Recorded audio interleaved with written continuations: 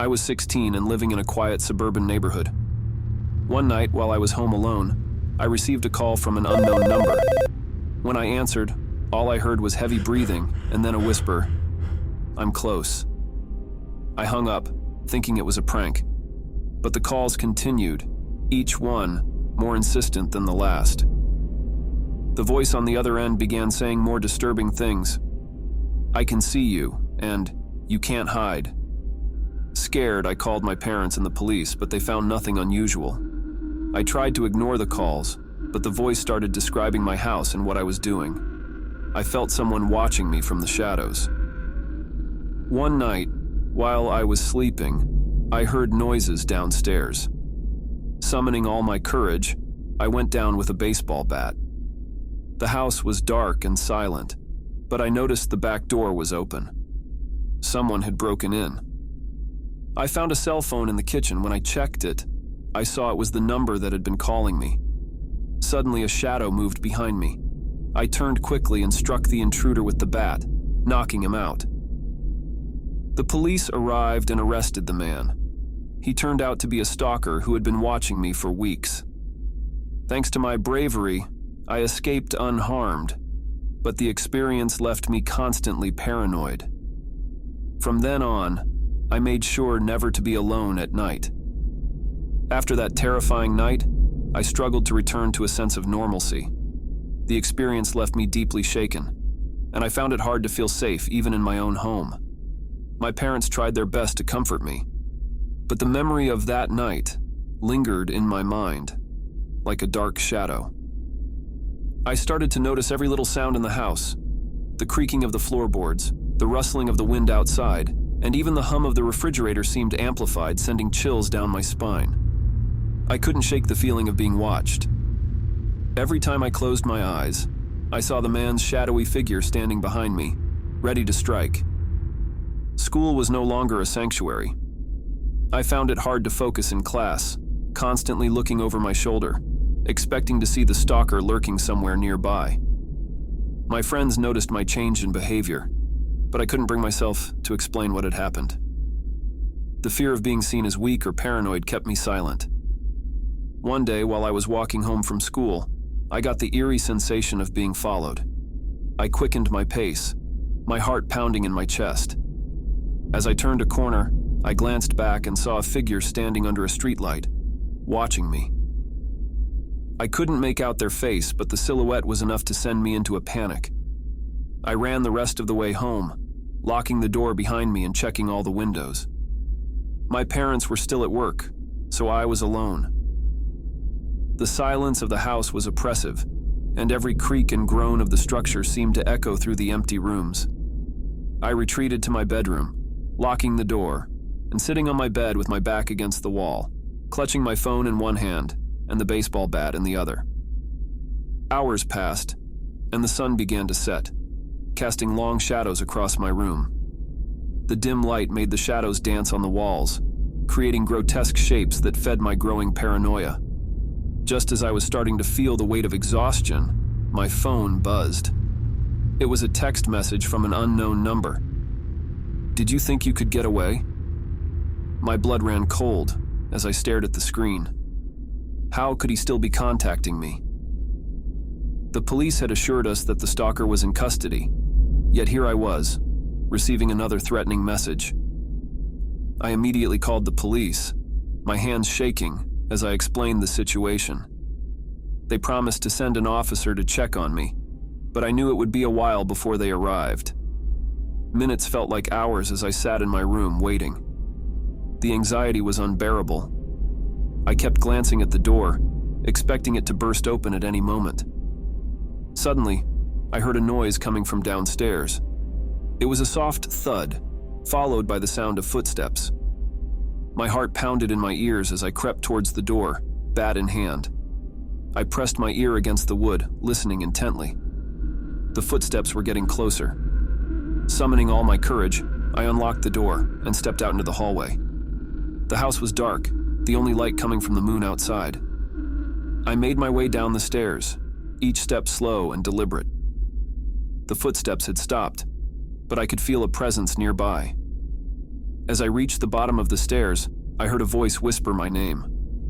It was coming from the living room. Gripping the bat tightly, I entered the room.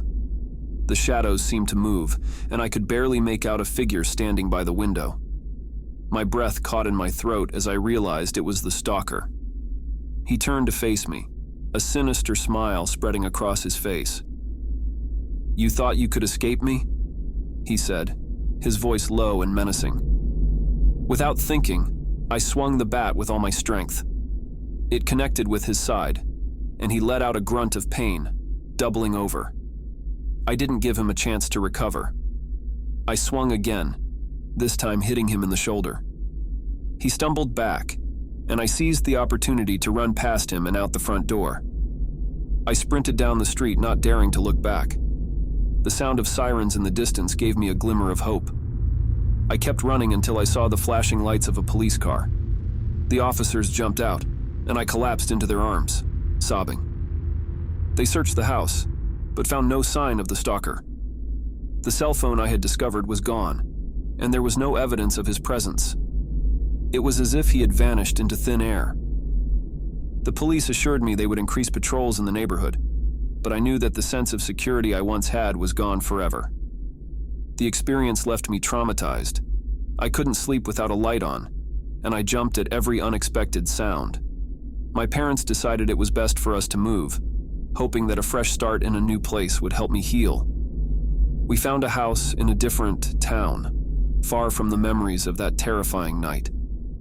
The move did help, to some extent.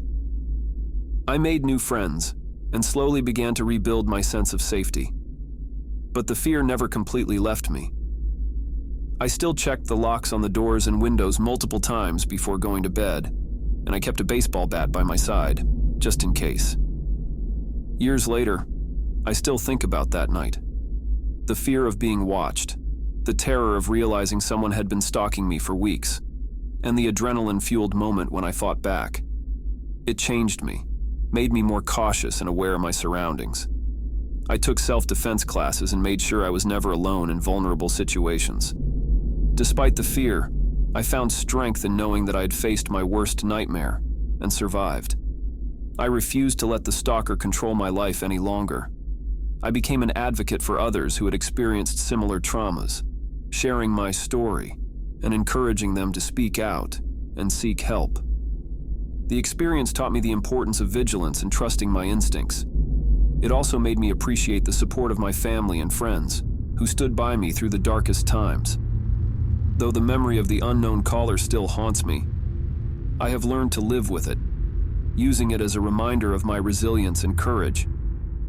And while I may never fully escape the shadow of that night, I have reclaimed my life, refusing to let fear dictate my future.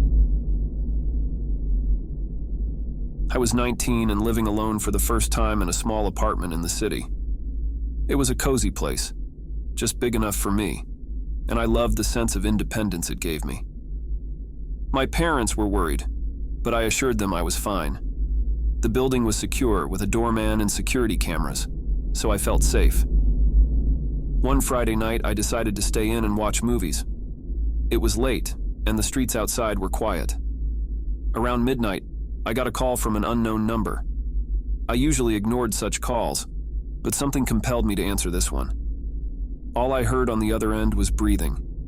Heavy, slow breathing. It sent a chill down my spine. I hung up, thinking it was just a prank, and went back to my movie.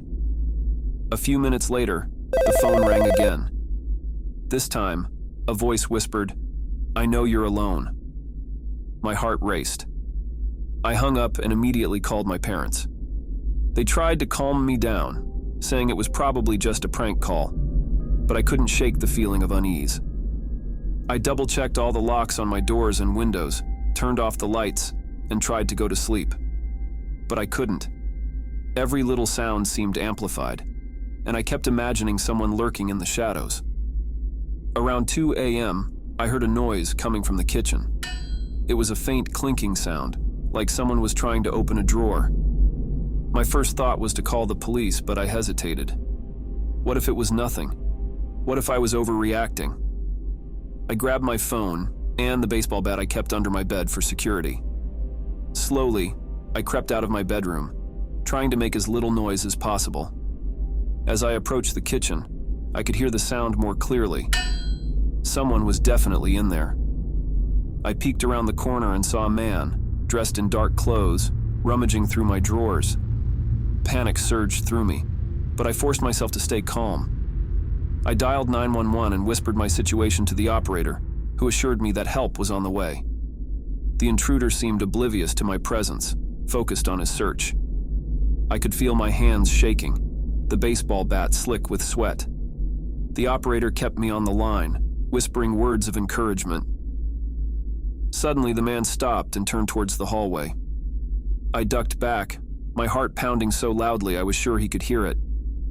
Minutes felt like hours. I stayed hidden, gripping the bat, ready to defend myself if necessary. Finally, I heard the distant wail of sirens. The intruder heard it too. He cursed under his breath and bolted for the door, but it was too late. The police were already in the building. I stayed hidden until I heard the officers shouting, ordering the man to the ground. The police apprehended the intruder and searched my apartment to ensure it was safe. They found my back door had been tampered with, the lock broken. I was shaken, but unharmed. The officers stayed with me until I could reach my parents, who drove over immediately. That night I realized how vulnerable I had been, and how lucky I was that the situation hadn't escalated further. In the days that followed, I took extra precautions. I installed additional locks, bought a security system, and joined a neighborhood watch program. The experience left me with a lingering sense of paranoia, but it also made me more vigilant and aware of my surroundings. Living alone was no longer the carefree experience I had imagined, but I adapted. I refused to let fear control my life. I sought therapy to help deal with the anxiety, and found strength in knowing that I had faced a terrifying situation and come out the other side. The memory of that night is still with me, a reminder of the importance of staying aware and prepared. The intruder was eventually identified as a repeat offender with a history of burglary and home invasions. He was sentenced to prison, but the incident had a lasting impact on me. It taught me the value of personal safety and the importance of community support. I became more active in my neighborhood, working with others to ensure that our area remained safe and secure. Years later, I still live in the same city, though I've moved to a different apartment. I've never forgotten the lessons I learned from that night. While the fear has diminished, it has left a mark, a reminder to always be cautious and never take safety for granted.